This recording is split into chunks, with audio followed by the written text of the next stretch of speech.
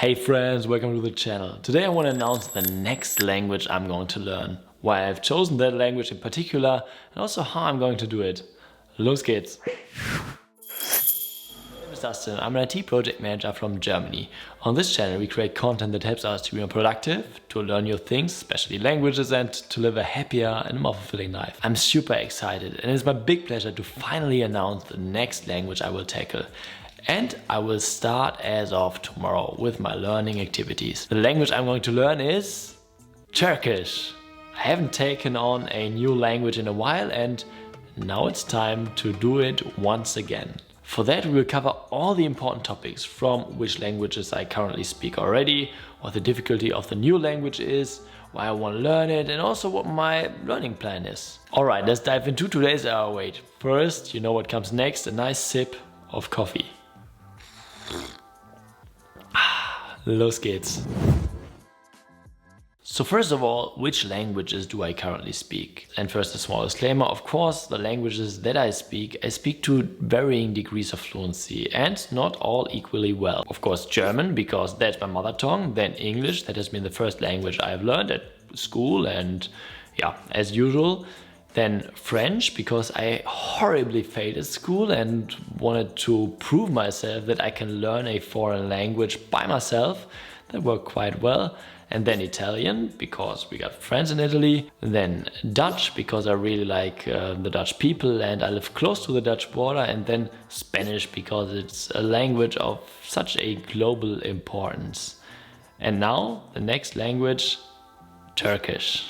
More on the reasons for that later. So Turkish is completely different from all the languages that I have learned so far and falls into the FSI category 4. That means it requires, according to the FSI, the Foreign Service Institute, 1,100 hours to reach an intermediate level.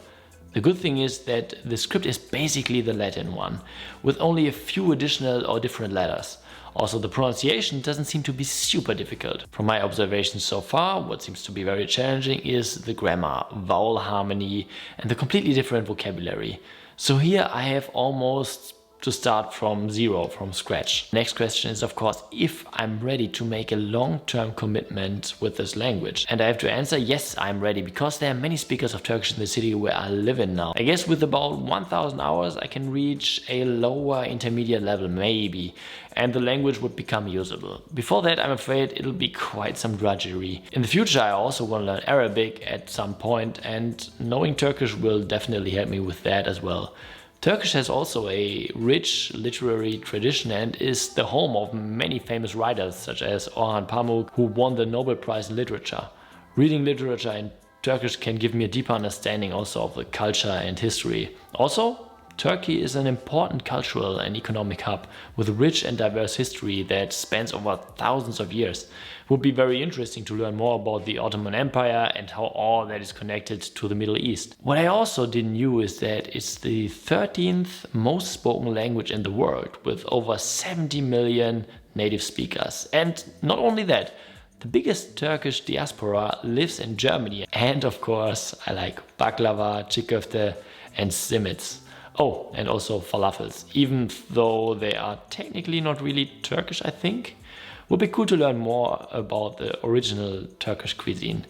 Since I'm also interested in geopolitics and politics in general, it would be interesting to learn more about the view on the world from a Turkish perspective, being at the intersection of two continents. When I've been to Turkey years ago, the people also have been super kind and friendly, and I think nobody would expect me to be able to speak or understand Turkish, which is also a nice reason for me to learn it, for the shocking effect, so to speak. In the last years, there are also more and more movies and series that get produced, even on Netflix, which should help me also with getting enough comprehensible input.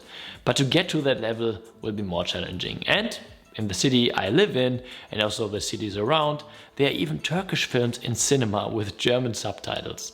But there are many YouTube channels as well and media of all kinds. The next question is, of course, do I like the sound of the language? And to be honest, in the past I didn't really like the sound. But the more I learn about it, the more I also like it, especially when it comes to features like the vowel harmony, for example. Then does the language have a script that I really like? As said, standard Latin script mostly with a few different letters, so Not really intimidating, but also not really special at the same time. But which on the other hand should make learning way easier than if you would also have to learn another script. I got some colleagues at work that speak Turkish and also my neighbor. Other than that, I would need to make friends within the city maybe. Then are there many speakers of the language in my area? Yes, as said in Germany in general, but in my area especially, since many Turks came here to work in the coal mines or in the industry many years ago and then stayed. And since then more and more came and built their lives here. Can I go to a country or city where the language gets spoken? Nah, not really, unfortunately. If I want to go to Turkey, I would need to fly or drive for endless hours, and it's quite far from Germany. So yeah, of course I can go there, but it's not as easy to reach. Are there enough resources? Yes, it's quite a big language when it comes to the number of speakers and also a fair amount of people learning the language as it seems. There's also an Assimil book and LingQ has quite some input. Could it be useful for my career? Probably not super useful, but it's always good to learn new stuff and I mean, you never know. There are always opportunities that come along. Next, how am I going to learn the language? So I'm basically still following my usual approach, but with some slight variations in order to test a few programs and tools to see if they can help me to become more efficient when learning languages. I'll also make test videos accordingly to share my learnings and insights with you. It's important to always also try new stuff in order to become better. I've recently just made a video about how I would learn a language from scratch in 2024 and you can also watch it here. Okay, now let's review my plan to acquire Turkish. First of all, it's important to have realistic expectations and I don't expect to be able to do much with the language under the 1000 hour mark.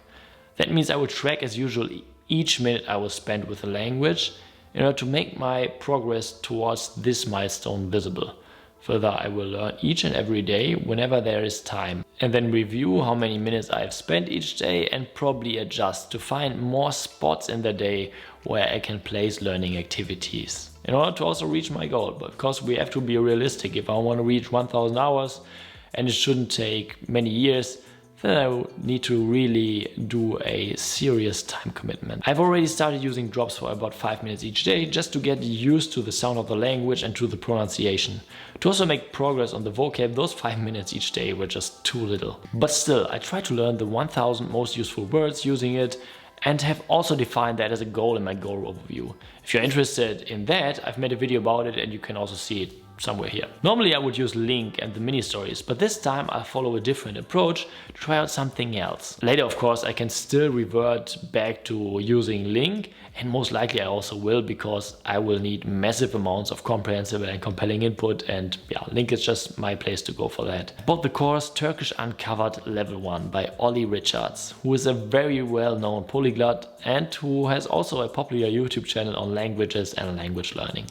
The program is about learning languages through stories with comprehensible input, so basically the same approach that I use. So doing a review about that will be a perfect fit for the channel and could be really interesting for you.